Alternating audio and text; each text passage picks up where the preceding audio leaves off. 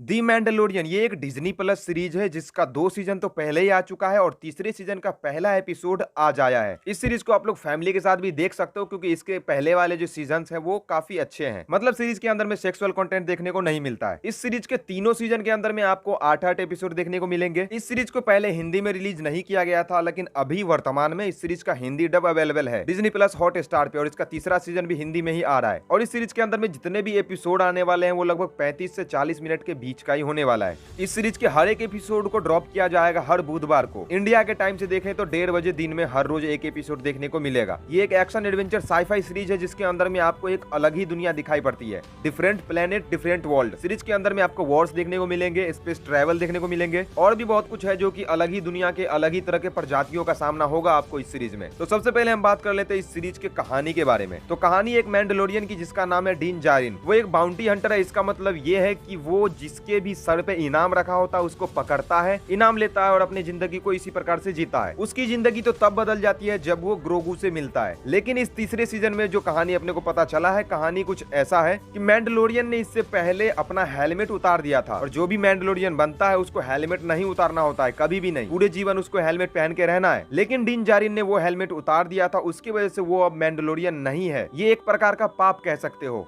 अब उसको फिर से मैंडलोरियन बनने के लिए मैंडलोर जाना पड़ेगा। मैंडलोर जाने के बाद उसे एक पवित्र नदी में नहाना होगा और तब जाके वो फिर से मैंडलोरियन बन पाएगा। लेकिन इसमें है एक ट्विस्ट। कहा जाता है कि मैंडलोरियन पे इससे पहले बहुत बड़ा युद्ध छिड़ गया था जिसकी वजह से मैंडलोरियन पूरी तरह से बर्बाद हो गया था और कहा जाता है कि वो श्रापित भी हो गया था, मतलब वहां के हवाओं में जहर भरा हुआ है। तो फिर डीन जारिन को वो वाला पवित्र नदी मिलेगा कैसे जिसमें वो नहाएगा, और क्या सच में वो पूरी तरह से बर्बाद हो गया है या फिर है भी, वो सब जानने के लिए इस सीरीज को आपको देखना पड़ेगा। अब देखो, मैंने इस सीरीज के इस पहले एपिसोड को देखा ही है तो अभी मैं जज नहीं करूंगा कि ये सीरीज अच्छा है या खराब, लेकिन फिर भी इसके तीसरे सीजन के पहले एपिसोड में जो कुछ मुझे अच्छा लगा वो मैं बताना चाहूंगा। सबसे पहले तो ये पूरा एपिसोड ही अपने को एंगेजिंग लगा। सीरीज के अंदर में जो CGI VFX का यूज किया गया है वो आपको रियलिस्टिक लगेगा और सबसे ज्यादा तो आपको बेबी योडा यानी कि ग्रोगू, हाँ बेबी योडा का नाम नहीं था इस वाले सीजन में बताया गया है, उसका नाम ग्रोगू है, बेबी योडा नहीं। और ग्रोगू को दिखाने के लिए जो CGI का यूज किया गया है ना भाई साहब, इसके लिए तो मैं तारीफ देना चाहूंगा। पेड्रो पास्कल जिन्होंने एक मैंडलोरियन का रोल प्ले किया है यानी कि डीन जारिन का, उसका चेहरा आपको पूरे सीरीज में दिखाया ही नहीं जाएगा और एक बार दिखाया भी जाता है तो उसके लिए उसको पाप भी लग जाता है। सीरीज का कलर ग्रेडिंग और साथ में सिनेमेटोग्राफी,